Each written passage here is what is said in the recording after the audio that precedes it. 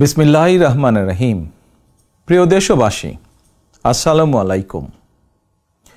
দেশের গণতান্ত্রিকামী জনগণকে বাংলাদেশ জাতীয়তাবাদী দল বিএনপির ৪৬তম প্রতিষ্ঠা বার্ষিকীর শুভেচ্ছা। প্রতিষ্ঠার পর থেকে আজ পর্যন্ত রাষ্ট্র পরিচালনা কিংবা বিরোধী রাজনৈতিক দল হিসাবে দেশে গণতন্ত্র এবং মানুষের অধিকার প্রতিষ্ঠার প্রতিটি আন্দোলন সংগ্রামে বিএনপি দেশ এবং জনগণের স্বার্থ সমুন্নত রেখেছে। এ কারণেই শত প্রতিকূল পরিস্থিতি পেরিয়েও দেশের গণতান্ত্রিকামী জনগণের কাছে স্বাধীনতার ঘোষকের দল বিএনপি সবচেয়ে জনপ্রিয় এবং বিশ্বস্ত রাজনৈতিক প্রতিষ্ঠান। যাদের নেতৃত্বে, যাদের আত্মত্যাগে, যাদের শ্রম ঘাম মেধায় বিএনপি আজ সারা দেশে জনগণের কাছে বিশ্বস্ত প্রতিষ্ঠানে পরিণত হয়েছে, দলের প্রতিষ্ঠা বার্ষিকীর এই শুভ লগ্নে তাদের সবার অবদানকে আমি শ্রদ্ধার সঙ্গে স্মরণ করছি। প্রিয় দেশবাসী, দেশ বর্তমানে ইতিহাসের এক সন্ধিক্ষণে এসে দাঁড়িয়েছে। ছাত্র জনতার আকাঙ্ক্ষার বৈষম্যহীন বাংলাদেশ গড়ার কঠিন এক চ্যালেঞ্জের মুখে অন্তর্বর্তীকালীন সরকার। হাজারো শহীদের আত্মত্যাগ আর অসংখ্য ছাত্র জনতার নিদারুণ যন্ত্রণাকর পরিস্থিতির মধ্য দিয়ে গত ৫ই আগস্ট দেশ স্বৈরাচার মুক্ত হয়েছে। তবে গণ অভ্যুত্থানের সাফল্য এবং সম্ভাবনা নস্যাৎ করে দিতে স্বৈরাচারের দোসররা এখনও ষড়যন্ত্র অব্যাহত রেখেছে। আমি বিশ্বাস করি, বাংলাদেশের পক্ষে শক্তি সতর্ক থাকলে বাংলাদেশকে আর বিপথে নেওয়া যাবে না, আর পথ হারাবে না আমাদের এই প্রিয় বাংলাদেশ। প্রিয় দেশবাসী, ষড়যন্ত্র কিংবা অপপ্রচার চালিয়ে গত ১৫ বছরের অনাচার অবিচার জনগণকে আর ভুলিয়ে দেওয়া যাবে না। রাষ্ট্রীয় স্থাপনা গণভবন ছিল দেশের রাষ্ট্র ও রাজনীতির ঐতিহ্যবাহী স্মারক। গণভবন বর্তমানে স্বৈরাচার হাসিনার দুর্নীতি, দুঃশাসন, অনাচার, অপকর্মের প্রতীক। ইতিমধ্যেই বিভিন্ন মহল থেকে এই গণভবনকে গুম, খুন, অপহরণ এবং গণহত্যার মিউজিয়াম হিসাবে প্রতিষ্ঠার দাবি উঠেছে।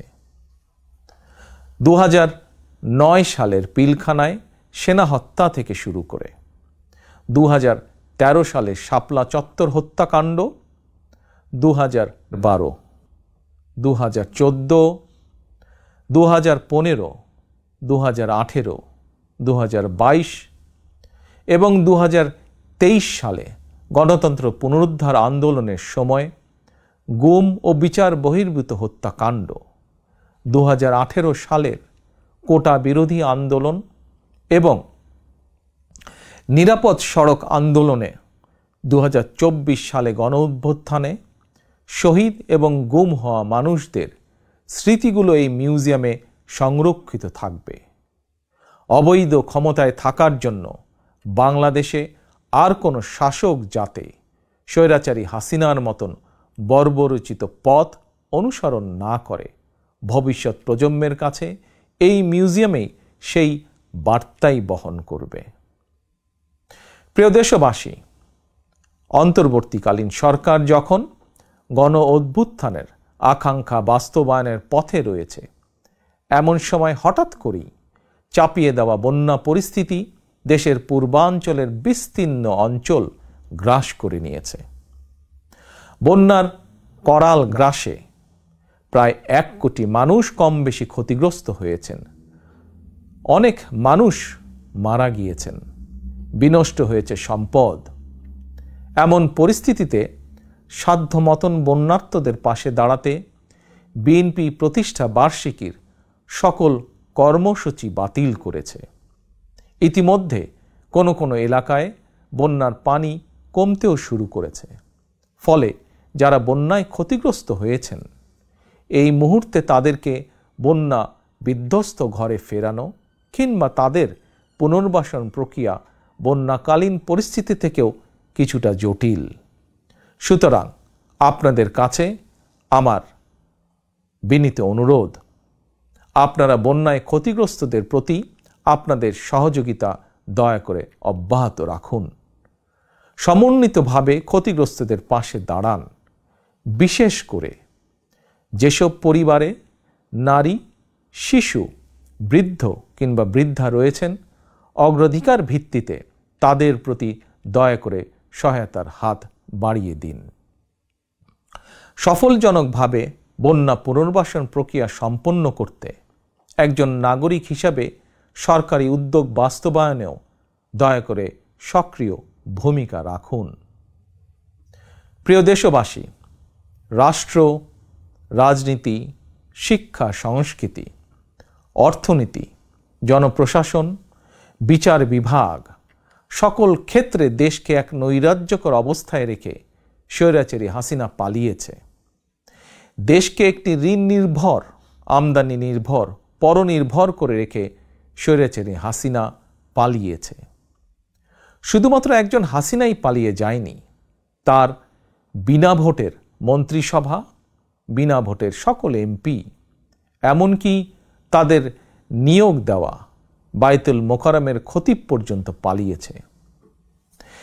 দেশের এমন নজিরবিহীন ভয়ানক পরিস্থিতি অতিক্রম করে জনগণ এখন সম্মান এবং সমৃদ্ধির পথে এগিয়ে যেতে চায়। তাই দেশকে জনতার কাঙ্ক্ষিত বাংলাদেশে রূপান্তর করতে রাষ্ট্র সংস্কার কার্যক্রমের কোনোই বিকল্প নেই। তবে রাষ্ট্র সংস্কার একটি চলমান, দীর্ঘমেয়াদী এবং ধারাবাহিক প্রক্রিয়া। টেকসই এবং কার্যকর উপায়ে রাষ্ট্র সংস্কার করতে হলে সংস্কার প্রক্রিয়ার সঙ্গে অবশ্যই জনগণের প্রত্যক্ষ অংশগ্রহণ থাকা জরুরি। গণতান্ত্রিক বিশ্বের দেশগুলোতে জনগণের ভোট প্রয়োগের অগ্রাধিকার নিশ্চিত করার মাধ্যমে রাষ্ট্র সংস্কার কার্যক্রমে জনগণের অংশগ্রহণ নিশ্চিত করা হয়ে থাকে। কারণ একটি গণতান্ত্রিক রাষ্ট্রে সরকার এবং জনগণের মধ্যে কার্যকর সেতুবন্ধন হচ্ছে জনপ্রতিনিধিত্বশীল জাতীয় সংসদ।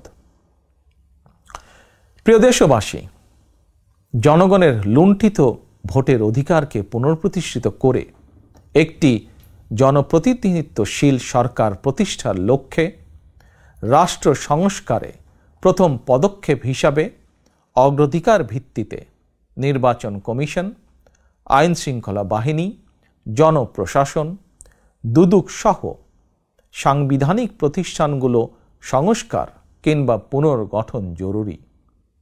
সেই লক্ষ্য অর্জনে অন্তর্বর্তীকালীন সরকার তাদের পরিকল্পনা অনুযায়ী রাষ্ট্র সংস্কার কার্যক্রম এগিয়ে নিচ্ছে বলে আমরা মনে করি।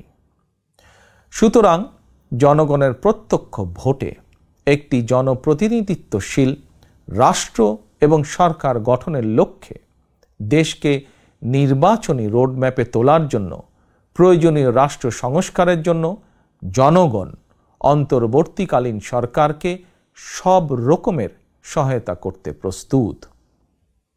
প্রিয় দেশবাসী, আমি মনে করি, আমাদের দল বিএনপি মনে করে, রাষ্ট্র সংস্কারকে কার্যকর করতে হলে দেশের রাজনৈতিক দলগুলোর দৃষ্টিভঙ্গি এবং কার্যক্রমেও স্বচ্ছতা নিশ্চিত করার বিষয়টিও উপেক্ষা করার কোনোই সুযোগ নেই।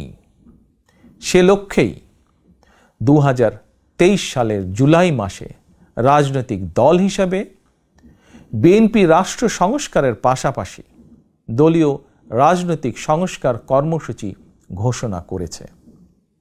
বিএনপি সকল মত ও পথের সমন্বয়ে বাংলাদেশি জাতীয়তাবাদের ভিত্তিতে একটি অন্তর্ভুক্তিমূলক, বৈষম্যহীন ও সম্প্রীতিমূলক সরকার প্রতিষ্ঠা, নির্বাচনকালীন দল নিরপেক্ষ তত্ত্বাবধায়ক সরকার ব্যবস্থা প্রবর্তন, রাষ্ট্রীয় ক্ষমতা ভারসাম্য প্রতিষ্ঠার লক্ষ্যে নির্বাহী বিভাগ, আইন বিভাগ ও বিচার বিভাগের ক্ষমতা, দায়িত্ব ও কর্তব্যের সমন্বয় করা, পরপর 2 টার্মের বেশি কেউ প্রধানমন্ত্রীর দায়িত্ব পালন না করা, উচ্চ কক্ষ বিশিষ্ট আইনসভা প্রবর্তন, এমনকি সংবিধানের 70 অনুচ্ছেদ সংশোধন করার বিষয়েও পরীক্ষা নিরীক্ষা করাসহ রাষ্ট্র সংস্কারের জন্য 31 দফা